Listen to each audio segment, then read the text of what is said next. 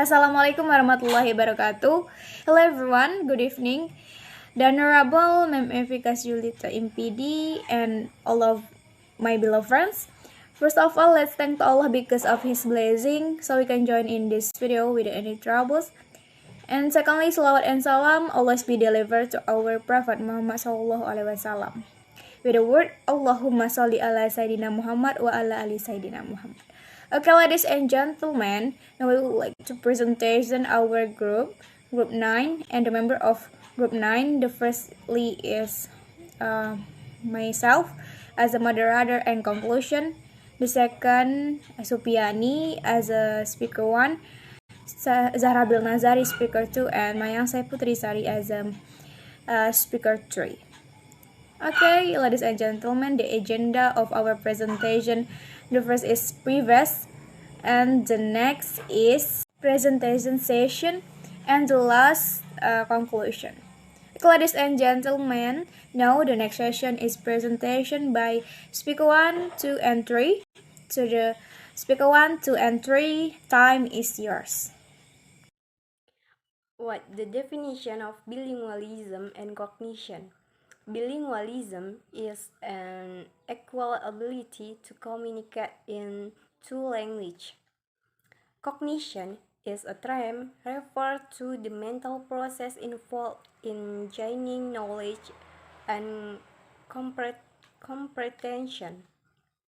We might say that a person is bilingual if he or she knows two languages in the same modality. For example, two speech-based languages such as spoken English and spoken German, or two sign-based languages such as American Sign Language and Japanese Sign Language, or two languages based on different modality, e.g. spoken German and American Sign Language, or spoken French and Russian script. Is bilingualism beneficial or detrimental?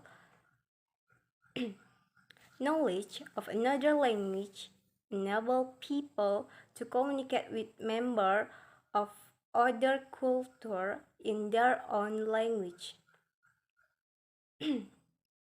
Provide a means for furthering cooperation and understanding among nations and people. The learning of the second language will retard or negatively influence the learning of the native language, or it will intellectually retard the development of thinking and of some cognitive capacity as mathematics and read. First language development and intelligence. Number 1, effect on first language development. Number 2, effect on intelligence. Number 3, conclusion regard the effect of early Sequential and simultaneous learning situation. There are essentially two conditions according to which a person might become bilingual. 1. Sequential learning of two languages. What is sequential is the different starting time, with a 4-year gap before the introduction of the second language. In sequential bilingualism, young children are said to pass through 4 common stages. Tabers and Snow, 1994. 1. Children attempt to use the language learning at home with other children in the wider community where a different language is used. As they come to understand that others do not understand their home language, they give up trying to communicate in the home language outside of the home. they are silent. And two, they abandon their home language in the favor of communication through the gesture. Children at this point are beginning to comprehend some of the second language. 3. The children begin to use the second language in ways similar to children's learning a first language.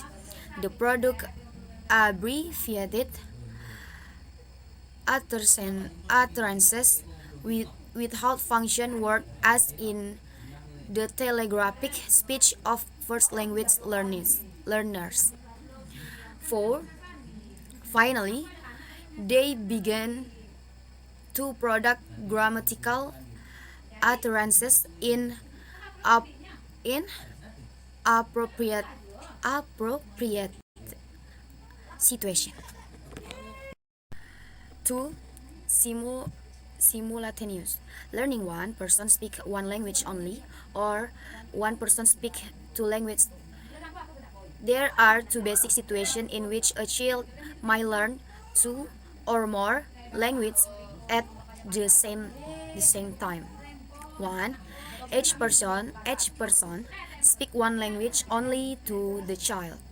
One person, one language. And 2. Each person speaks two different language to the child. One person, one language. 3. First language and second language relation affect learnability. The transfer effect. 1.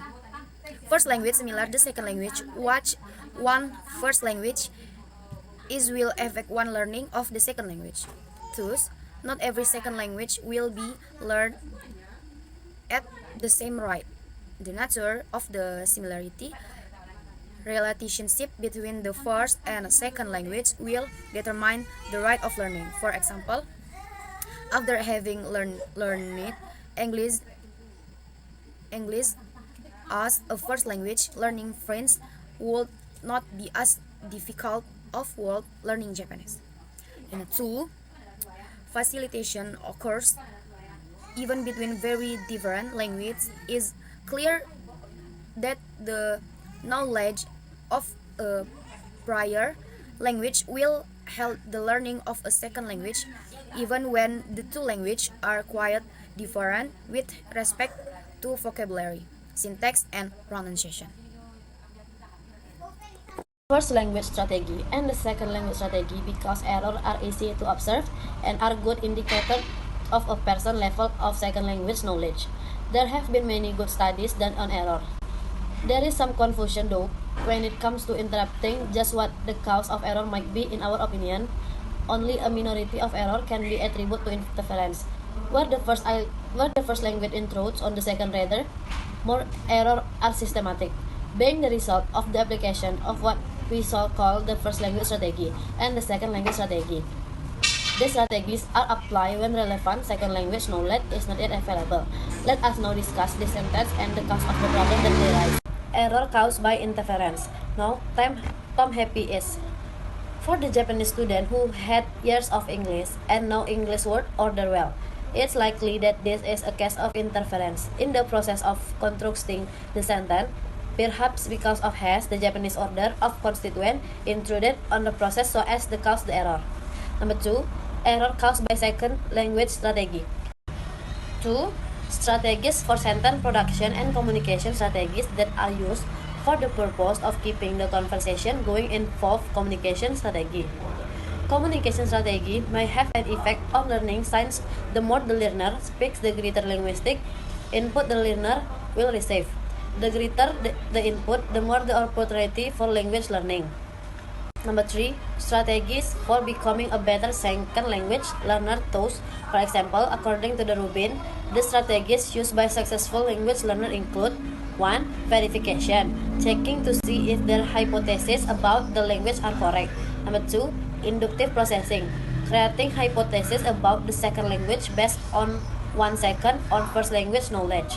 Number 3. Deductive reasoning, using general logic in problem solving. Number 4, practice such a repetition, rehearsals, and imitation. Number 5, memorization including mnemonic strategies and repetition for the purpose of storage and retrieval. Number 6, monitoring, being alert to the making of errors and paying attention to how one's message is received by the listener. Teaching reading in a bilingual situation. 1. How to teach the reading of two languages. Suppose that parents are raising the child bilingually with, say, English and Chinese. Suppose too that the parent wish to teach the child to read both languages. First, the parent should be using the one person, one language approach, which was discussed earlier in this chapter. In this approach, the mother speaks Chinese and the father speaks English, and the child learns both languages simultaneously. Number 2, which language should be read first? We would recommend that the language to be learned first is the one that is most important for the child welfare. Basically, it should be the language that is used in the community and in school. By learning the language of the community, the child will be able to read the signs that are everywhere outside the home. This will reinforce the child learning at home and motivate the child to read more. Attaining a high level of reading before the child begins school, where such reading is the norm, will assist the child in being able to deal with whatever is offered in school in terms of reading. Okay, I think that's all for our presentation. And if we have some mistake, please forgive us. Thank you for your attention. Wassalamualaikum warahmatullahi wabarakatuh.